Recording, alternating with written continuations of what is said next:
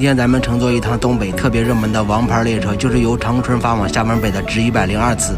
Hello， 大家好，我是子涵，我现在是在天津火车站候车室。再过1个小时呢，新的旅程就要开始了。下面这段视频带大家感受一下21个小时的沿途风景。现在是凌晨12点半，火车站候车室啊，人依然是不少。这里呢是一个 LED 的显示屏，它会报告你的每一次车次和你的检票口和你的时间，非常的详细。直102次列车在2B 和3B 检票口，现在距离检票时间还比较早，检票口已经排起了很长的队伍。直102次列车现在已经开始检票，这可真是红旗招展，人山人海，用东北话来讲，老逼的人了。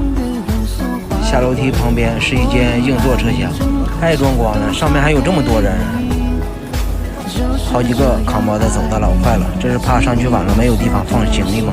每次坐车都要走老远了才能到那个车厢。先来看一下列车水牌，它仍然还是跟长春至海口的直384次列车套开的。今天晚上都没有睡好，然后断断续续的睡了几个小时。这车上打呼噜的人太多了。给大家看一下，这个铺就是我住的，然后这里面住了3个女生，晚上还聊天呢，特别吵。这女生打起呼噜来也挺响的啊。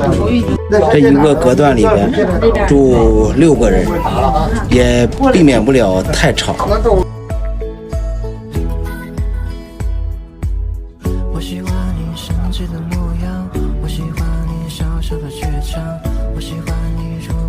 现在是下午的6点10分，距离我到厦门北还有4个小时。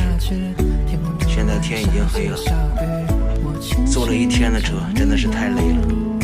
此时此刻看我视频的朋友们，你们坐过最长时间的火车是多长时间？下方评论区里面留言。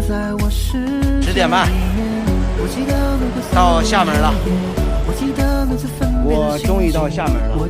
刚从火车站里面出来，一出火车站我就被周围的景色给吸引住了。坐了21个小时的火车，瞬间疲惫感消失了，我感觉我已经喜欢上这座城市了。好了，今天的视频就录到这里，接下来我要去找个住宿的地方好好休息一下。我们明天再见，拜拜。我想和你一起奔跑在爱的